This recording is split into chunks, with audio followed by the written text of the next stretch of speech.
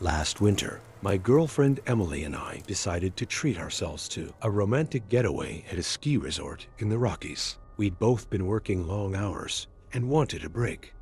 So we booked a 3-night stay at a remote lodge called Silver Summit. It wasn't one of the big commercial resorts, but that was the appeal: peace, quiet, and fewer people. When we arrived, it was everything we'd hoped for. The lodge was cozy and rustic, with crackling fireplaces, warm wooden interiors, and a breathtaking view of the snowy mountains. There were only a handful of other guests, most of whom kept to themselves. It felt like we had the whole place to ourselves. On our second day, we decided to tackle one of the more advanced slopes. Emily was a skilled skier, and while I wasn't as experienced, I could hold my own. We took the lift up to the summit, just as the sun began to dip below the horizon, casting a golden glow over the landscape. The run we chose was called Dead Man's Drop, which should have been a red flag, but the name didn't faze us. It was steep, winding, and flanked by dense pine trees, but it was also breathtakingly beautiful. We were the only ones on the slope as far as I could tell. About halfway down, Emily stopped to adjust her goggles. I slowed to a halt a few feet below her, taking in the view. That's when I saw him. A skier, maybe 50 yards up the slope, standing perfectly still. He wore an old-fashioned ski suit, bright red, like something out of the 80s, with reflective goggles that glinted in the fading light. He was facing us, but he didn't wave or call out. He just stood there, motionless. "Hey, do you see that guy?" I called to Emily. She looked up and nodded. "Weird. Maybe he's resting?" "Doesn't look like it," I muttered. There was something off about him, though I couldn't put my finger on it. Maybe it was the way he stood so still, like a statue, or the eerie shine of his goggles. It sent a chill down my spine that had nothing to do with the cold. Emily shrugged. "Probably just another skier. Let's keep going." We pushed off, carving our way down the slope. I kept glancing back over my shoulder, half expecting the skier to follow us, but he didn't move. He stayed rooted to the spot, watching us until we disappeared around a bend. By the time we reached the bottom, I'd convinced myself I was overreacting. It was a busy resort, after all. Maybe he was waiting for a friend, or just enjoying the view. But something about him stuck with me. That night, the weather took a turn. Heavy snow started falling, and the wind howled outside our window. Emily and I decided to stay in, curling up by the fire with hot chocolate and a board game. The lodge felt even quieter than usual, and I couldn't shake the feeling that we were being watched. I chalked it up to the memory of the skier and tried to brush it off. Around 9 p.m., I went to the front desk to ask about trail conditions for the next day. The desk clerk, a middle-aged woman named Karen, was friendly enough. But when I mentioned the skier we'd seen, her face paled. "You said he was wearing a red suit?" she asked, her voice dropping. "Yeah, bright red. Looked pretty retro." Karen glanced around, as if making sure no one else could hear. Then she leaned in closer. "You're not the first guests to mention him." My stomach tightened. "What do you mean?" She hesitated, then said, "Years ago, a man died on Dead Man's Drop. He was skiing alone during a storm and went off the trail. They didn't find his body until spring, buried under the snow. He was wearing a red ski suit, just like you described." I felt a cold knot form in my chest. "Are you saying?" "I don't know what I'm saying," she admitted. "But people have reported seeing him, always on that slope, always wearing red. They call him the silent skier." A nervous laugh escaped me. "You're messing with me, right?" Her expression didn't change.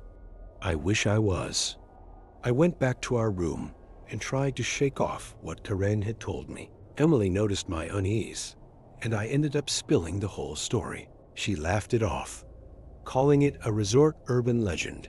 But I could tell she was a little spooked too. We agreed to stick to the beginner trails the next day, just to be safe. The following morning, the storm had cleared, leaving behind a fresh blanket of powder. Emily and I took the lift to one of the easier slopes, hoping for a relaxing day. The air was crisp, and the sun sparkled on the snow, but I couldn't fully enjoy it. I kept scanning the trails, half expecting to see the silent skier again. And then, near the bottom of the run, I did. He was standing off to the side of the trail, partially hidden by the trees. His red suit was brighter than the snow, almost too bright, like it didn't belong in the landscape. He didn't move as we passed, didn't even turn his head, but I knew he was watching us. Emily saw him too this time. She grabbed my arm, her voice tight. "Let's just keep going."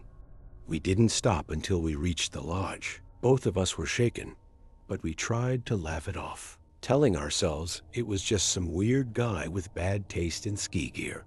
Still, we decided to call it a day and spend the rest of the afternoon inside. That night, I woke to the sound of something scraping against the window. At first, I thought it was a branch brushing against the glass, but when I got up to look, I froze. There, in the snow just outside our window, were ski tracks. They led from the edge of the forest directly to our room, stopping a few feet from the glass. There were no footprints, no sign of anyone walking away, just the parallel lines of skis, cutting cleanly through the snow. I backed away, my heart pounding. Emily woke up and asked what was wrong, but I didn't want to scare her. "Nothing," I said. "Go back to sleep." But I didn't sleep at all. The next morning, I told Karen what I'd seen. She didn't seem surprised. "You should leave," she said bluntly. "Some people say he follows you if you see him too many times, like he doesn't want to be forgotten." That was all I needed to hear. We packed our bags and checked out early, cutting our trip short by a day. As we drove away from Silver Summit, I glanced in the rearview mirror, half expecting to see a red figure standing at the edge of the woods. Thankfully, I didn't. We never went back to that resort. I don't know if the silent skier was a ghost, a hallucination, or just a strange man with a twisted sense of humor. But every time I think about him, I feel that same icy chill, the kind that no amount of warm blankets or hot chocolate can shake. Last February, my best friend Trevor and I decided to take a weekend trip to a snow resort in Vermont. It was one of those old-fashioned place quaint, isolated, and surrounded by endless slopes of pristine snow. The resort, called Whispering Pines Chalet, had been around for decades. Its charm was that it hadn't modernized much, with creaky wooden staircases and antique furnishings. Trevor and I checked in late on a Friday evening after a long drive. The lobby was warm and inviting, with a roaring fireplace and the faint smell of pine and cinnamon in the air. The desk clerk, an older man named Gerald, handed us our keys and gave us directions to our room 213. As we trudged down the dimly lit hallway, I couldn't help but notice how quiet the place was. It felt like we were the only guests. The carpets were old and thread, bare in places, and the wallpaper looked like it hadn't been replaced since the 1970s. It wasn't run down exactly, but it had an air of neglect. When we reached room 213, Trevor unlocked the door, and we stepped inside. It was cozy enough. 2 twin beds, a small dresser, and a window overlooking the slopes. But something about the room felt off. It wasn't anything obvious, just a subtle heaviness in the air, like the kind of unease you feel when someone's staring at you. "You feel that?" I asked Trevor as we unpacked. He shrugged. "Feel what?" I couldn't explain it, so I let it go. The first night passed uneventfully, though I had trouble sleeping. I kept hearing faint noises, soft creaks, the occasional tapping sound, but every time I got up to investigate, the room was empty. I figured it was just the old building settling. The next day, we spent hours on the slopes. By the time we returned to the room that evening, we were exhausted. I took a quick shower while Trevor lounged on his bed, scrolling through his phone. When I came out of the bathroom, Trevor was staring at the window with a strange expression on his face. "What's up?" I asked. He pointed. I thought I saw someone out there. I walked over and peered outside. The snow was falling heavily, and the slopes were empty. Just darkness, broken by the glow of the lodge's exterior lights. There's no one out there, I said. I swear I saw someone, he muttered, shaking his head. Probably just a shadow, but his unease was contagious. That night, things got worse. I woke around 3 a.m. to the sound of shuffling. At first, I thought it was Trevor, but when I turned over, I saw he was still in bed, snoring softly. The noise was coming from the corner of the room. My heart started racing. In the faint glow of the outside lights, filtering through the curtains, I could just make out the silhouette of a chair in the corner. It had been empty when we went to bed, but now there was a shape sitting in it. It looked human, but its head was tilted at an unnatural angle, and its arms were draped over the armrests, like it was casually lounging. I froze. My breath caught in my throat. For what felt like an eternity, I didn't move, didn't even blink. Then, as my eyes adjusted to the darkness, I realized the chair was empty again. I sat up, my body trembling. "Trevor," I whispered. He groaned and rolled over. "What?" "There was someone in here," I said. "What are you talking about?" "The chair. There was someone sitting in the chair." Trevor sighed, clearly annoyed. "You probably had a nightmare. Go back to sleep." But I knew what I'd seen. The next morning, I told Trevor I wanted to switch rooms. He laughed it off, saying I was being ridiculous. But when we got to the front desk, Gerald's expression changed. "Room 213, he repeated, frowning. "Is something wrong?" I hesitated, not wanting to sound crazy. "It just doesn't feel right." Gerald looked like he wanted to say something, but stopped himself. Finally, he nodded. "I'll see what I can do." Unfortunately, the resort was fully booked for the weekend. We were stuck. I decided to spend as little time in the room as possible. But that evening, as we were heading out to dinner, Trevor stopped suddenly in the hallway. "Did you hear that?" he asked. "Hear what?" He turned toward the door to room 211, just a few doors down from ours. It sounded like someone crying. I listened, but the hallway was silent. "It's probably just the wind," I said, trying to reassure him. But Trevor wasn't convinced. He knocked on the door. No answer. "Come on," I said, pulling him away. "It's none of our business." He finally relented, and we headed downstairs. When we returned later that night, the hallway was eerily quiet again. As we passed room 211, I couldn't help but glance at the door. It was slightly ajar. "Someone's in there," Trevor whispered. "Let's just go," I said, my nerves fraying. But Trevor, being Trevor, couldn't resist. He pushed the door open a little further and peered inside. The room was dark, but I could just make out the outline of a bed, someone sitting on it.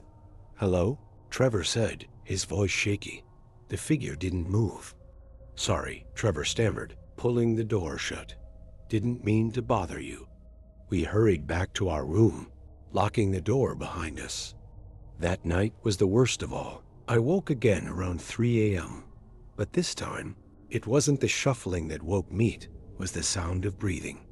Deep, raspy breathing, coming from the foot of my bed. I didn't want to look, but I couldn't stop myself. Slowly, I turned my head in there. Standing just inches away was the same figure I'd seen in the chair. It was a woman, her face pale and gaunt, her eyes sunken and lifeless. She was wearing a nightgown, tattered and stained, and her head was tilted at that same unnatural angle. I screamed, scrambling backward, and the woman vanished. Trevor bolted upright. "What the hell?" "She was here," I gasped. "Right there." We didn't stay another night. Before we left, I demanded answers from Gerald. At first, he tried to brush me off, but when I refused to let it go, he finally relented. "Years ago, a woman died in room 213, he admitted. She was a long-term guest, a widow who spent her winters here. One night, she had a stroke in her sleep. They didn't find her until the next morning. Why didn't you tell us? I demanded. He sighed, because most people don't notice anything. But every once in a while, some guests say they see her. Trevor and I left that morning, vowing never to return to Whispering Pines Chalet. I don't know what I saw in that room, but I know it wasn't a dream. And to this day, I can't shake the memory of those lifeless eyes staring back at me in the dark.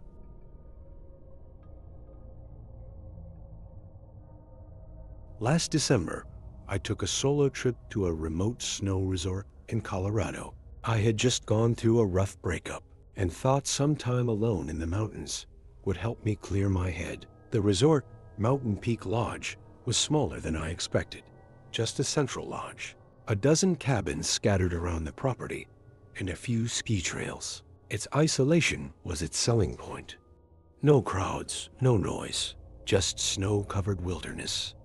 When I arrived, the front desk clerk, a young guy named Ben, handed me a map of the property. My cabin, number 7, was the furthest one from the lodge, nestled at the edge of the forest. Ben gave me a strange look as he handed me the key. Not many people choose that one, he said. Why not? I asked. He shrugged. Most people want to be closer to the lodge. Less walking through the snow, I guess. I didn't think much of it. I liked the idea of being away from everyone else. The first day was peaceful. I spent the morning skiing, grabbed lunch at the lodge, and headed back to the cabin as the sun set. The walk was longer than I expected, about 15 minutes through the snow, but the cabin itself was cozy. It had a wood-burning stove, a small kitchenette, and a bed with a thick quilt. Outside, the forest stretched endlessly, the trees heavy with snow. That night, I fell asleep quickly, lulled by the sound of the wind.